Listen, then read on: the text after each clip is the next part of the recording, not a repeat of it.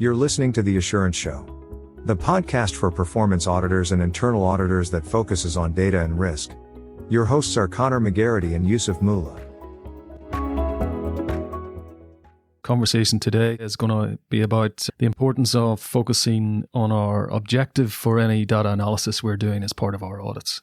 We've got 5 areas that we'll focus on today and why we think about focusing on the objective upfront and developing our hypotheses upfront when we're looking to use data on any audit. How will we know when we're actually successful when we've used data in our performance audits or internal audits? What does that success look like? So Ali Torban, the data visualization designer who was on the show, she recently put out a podcast episode talking about how to measure success of your data viz. The first thing she was talking about was defining success based on the objective that's been identified. So what is it that you're looking to achieve with your data visualization? And then you define your success along those lines. So if you don't know what your objective is when you start, what is it that we're looking to achieve overall? And how does that link to the audit work that we're doing? And what are the hypotheses that we're trying to either prove or disprove? If you don't have that, how are you going to measure success? If you don't know what your aim is, what your target is, why it is that you're doing what you're doing, how are you going to determine at the end whether you've been successful? And sometimes we fail, and failure is fine. We learn from failure. In fact, if we're not experimenting and not failing at least a few times a year with our audits, then we're probably not very successful, because part of the sort of success metrics for using new emerging technologies should be that there will be a level of failure. If you're not failing, you're either spending too much money or you're not being adventurous enough in terms of how you do what you do. But when it comes to what it is that we're looking to achieve, what the objective is, how that links to the audit mandate, that needs to be quite clear. We then define success based on our ability to meet that objective. And all the way in the end, we would define success based on our audience's ability to understand what we're saying. And so there's a real hierarchy here. So as auditors, we need to understand what's the objective or the mission or the strategy of our organization. How do our audits flow from that or contribute towards that overall organizational objective? And then within our audits, how do we make sure that we've got a proper objective for how we're going to do our data analysis for those audits? We are helping to enable that strategy to either be achieved or enabling the prevention of that strategy not being achieved, if that makes sense. So either way, so we're always looking to both enhance and protect our organizations as auditors. That's what we do. Within internal audit, within performance audit, we ensure that government is achieving efficiency, economy, effectiveness, compliance.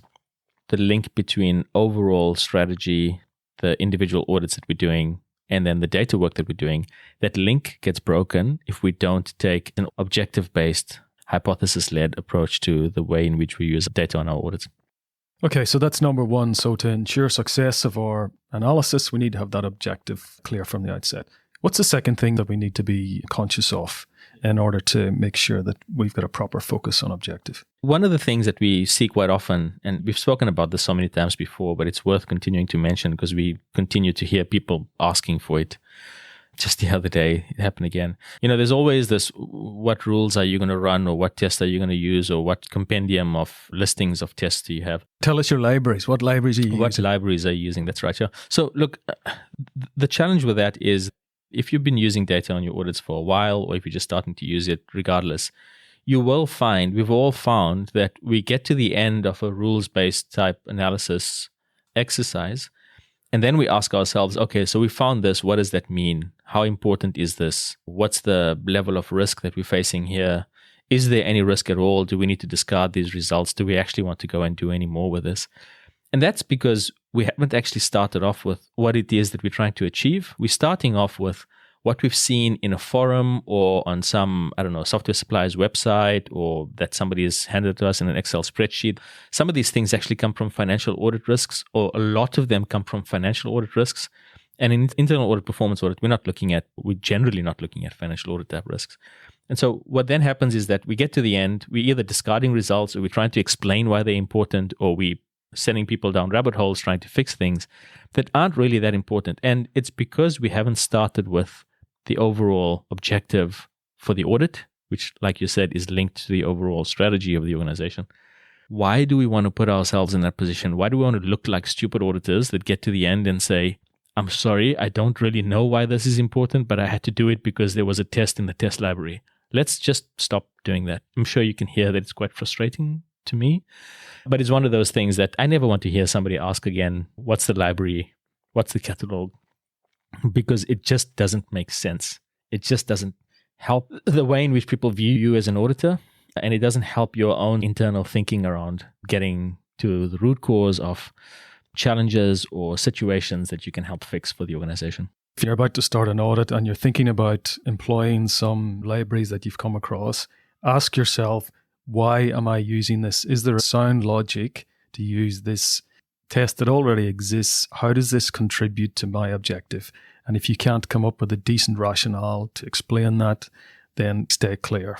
That's number 2. So what's number 3 we need to be thinking about? So really simple. Are we meeting our audit mandate? Again, linked to the previous 2, our audit mandate would be something that we have defined along with the audit committee. The problem here is that we all have limited resources. There's limited time available within teams. And so if we're not laser focused on the issues that we need to be dealing with to achieve what we need to achieve overall as part of our mandate and then as part of our plan that flows from that mandate, we're then taking away from the work that we really should be able to do. So if we have 2,000 hours in a year as individuals and we're a team of 10 and we have 20,000 hours to execute overall, then any time that we spend using tests from libraries, etc., they take away from our ability to look at the key items that we need to be looking at to meet that objective. So again, breaking that link means that we're not able to achieve our mandate. And that's a big problem. I might draw a little bit of a distinction here between performance audit and internal audit. Performance audit mandate is probably a little bit more difficult in the sense that there may be more wriggle room for performance auditors as part of their audit planning to actually do a little bit of data discovery or try to understand where the data sources are. So there is some more capacity to spend some resources and hours to understand that. But that being said, it doesn't take away from the fact that you still need to make sure once you're fairly settled on your objective for your data analysis, that you need to make sure that is clear before you start looking at it in detail. Maybe let's unpack that a little bit because that's important, right? So this doesn't take away from the need to understand the data sources and where they exist and what they look like. However, you're not automatically going to be looking at every data set that exists within the public sector, within your state or your region when you're doing that. So usually you would have chosen a topic or you would have some sort of topic that you're looking to evaluate. And there would be an angle for that topic. So it would either be efficiency or effectiveness or compliance or economy, or maybe a combination of those. And so when you're looking for that data, you have that in mind. So the objective is to determine effectiveness of the way in which principals manage performance within their schools or the efficiency with which certain services are delivered within the public sector. Knowing that that is what you are angling towards then helps you determine where the data actually exists. And then you use that to determine whether the hypothesis that you are going to come up with can be answered through the use of data or not. Is that fair to say? Yeah, absolutely. Using an objective-focused and hypothesis-focused approach, that's primarily thinking about what analysis you're going to do once you understand and have the data that you're then going to use. So what is possible, right? And then you take the what is possible and link it up with the hypotheses that you're trying to answer or prove or disprove, and then work out what is it that I'm actually going to do now. So it's at that point of what is it that I'm actually going to do now that you need to have understood what the hypotheses actually are. So exploring the data, looking at an initial view, understanding where all the data is, that still has to be done. You can't really get away from that unless you have a very clear, very small mandate and you know exactly what it is that you're going to be looking at. That discovery will vary. In the internal audit land, there'll be probably a little bit less of that sort of discovery of the different data sets. You still want to do it. You definitely want to do it because you want to know where everything is and what can be answered. But what we're talking about here is more once you understand all of those items and then determine what analysis am I going to do, that's when the difference kicks in. And the thing to resist is when you're going through the data at initial first sweep and things that to you may be interesting, you have to bring yourself back to, is this within my mandate? Is this within the objective of the audit? And if you can't reasonably answer those questions, then maybe the interesting thing needs to be set aside for another time. In that situation, you've probably got 3 ways in which you can go about it. The first is, yes, this is interesting to me. It aligns with the objective and the hypotheses that we have. I'm going to go and do something with it. Or 2, it doesn't align with the immediate objective, but it does align with my audit mandate more broadly. So I'll set it aside for a different audit, which may or may not be on the plan, right? So you may not have an audit on the plan, but you know that there's this thing that I need to answer. Depending on how critical or important or risky it may be, you may look at it straight away or try to figure out whether there's something that you need to look at right now or set it aside for later. And the last is, this isn't important to me at all. It doesn't fall within anything that I do or that I need to do or that I need to explain. It isn't important for the organization that I'm working with or working for. So I'm going to set this aside. Obviously, you'll talk to relevant people and then de-risk that and move it aside. But yeah, there's a few ways to focus on that. Excellent. I think you've covered all those scenarios there really well. Okay, so that was number 3. So making sure that we're staying true to the audit mandate and the objective and hypotheses that sit within that. Number 4. Often as auditors, we want to take an exploratory approach to what we're doing. So we may have a broad objective and a broad hypothesis in mind, and we want to know whether we can achieve that. And then we look at some data and we find some things that are not related, but that may be important. The question we need to ask ourselves is, what's the cost benefit of not having structure in conducting that analysis? So the analysis that isn't defined by an objective would be exploratory. So we look at some data, we find something, we then start to go deeper and deeper into what that particular thing may be. It may be a fraud situation, or it may be some missing data. There's various things that we can put into this bucket. So the question is, what's the cost? How much of time is this going to take me to evaluate, both technically and in terms of getting an understanding of the particular matter at hand? And what's the benefit? So are we losing money as an organization? Is there potential for fraud? Now, fraud, usually you don't do much cost-benefit analysis. You usually want to just uncover fraud. But when it comes to things like loss or slight deficiencies in the way in which we collect money, etc., how long is it going to take you to evaluate this? And should you be doing this as part of the audit work that you do? Sometimes, if you find something like that, and I'm talking non-fraud now, if you find something like that, the better thing to do would not be to try to evaluate it yourself and go all the way down to understand exactly how it works, but to pass that back off to the business or the agency that you're working with and say, hey, I found this. Can you please explain to me whether this is an important thing or not, and how important it is and what the answer is? Because they may already have the answer to it. They may already have evaluated it, particularly if we're looking at data cold, where we haven't actually gone to understand the way in which the business works. And I think sometimes it's useful to have that benefit, like you said, conversation with the business itself. And maybe because you might not be able to put a figure on how many hours or what the cost will be to actually come up with something meaningful, maybe focus on the benefit side of it and say, like you say, go back to the business and say, what's the benefit if I continue down this path and this analysis to you, rather than trying to quantify any sort of inputs that you need to do on your side. Think about something like stock losses and shrinkage within stores as an example, really simple example. But most large and medium-sized organizations have some sort of threshold in place, an allowable error limit, and so they may accept 0.25% of shrinkage as an acceptable limit. If you're seeing 0.1% of shrinkage and you think this is important, first go and ask somebody, how important is this? How much shrinkage do we allow? Because you may actually spend hours and hours working out that you've lost $1 for every 10,000, and then somebody tells you, but we are willing to give up $2.50 for every 10,000 because it just costs too much to try to track it down. And then you've wasted all your time. So that's the sort of thing that we're talking about. Fantastic. Great example there that most of us find throughout our working lives, actually.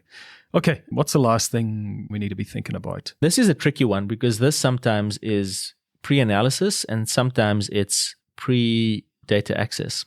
But let's just focus on the pre-analysis piece. If we can't find the data that we need to conduct a particular test, or we find that the data that we're looking to use is deficient, if we haven't taken an objective hypothesis-based approach, we don't know whether we should be going to look for that data or suggesting that the data should exist or suggesting that the data should be cleansed in the case of data that's missing or data that isn't very clean. You can't then answer the question, how important is it to get this data, if you haven't determined upfront what is the objective and how am I going to use data to achieve that objective. Sometimes we'll find that a field is missing, as an example, and that field is not completed because within an application team or within a business team, they've determined that it just costs too much to capture that data, and it doesn't actually lead to any improvements in the way in which objectives are achieved or success is measured. And so they don't capture it. Now, you don't know that if you're just looking at data cold. The other part of that is you don't know if you should be asking for certain data to be captured or certain data sets to be captured if it isn't directly linked to an objective or a hypothesis that you're testing. So you don't know if it should exist, you don't know if it's going to be useful, and you can't have the conversation around that, and you can't have the determination as to whether to go to look for it if you haven't started off at the correct place. So this is the challenge. And look, this comes from the idea for this particular item is based on experience, but it's reared its head again recently because there's a lot of situations we've encountered over the last 6 months where we just haven't been able to get to data. And in some of those situations, we didn't need the data, or the data wasn't actually going to help achieve an objective. And so you need to come to that determination quickly. Otherwise, you could spend hours and hours going to look for something and not being sure whether it should exist. So similar to what we said, how important is a result? Similar to that, how important is this data or the existence of this data or the cleanliness of this data? And you can only determine that if you know that you are linking your work to a strategic objective. So that link, again, is really important.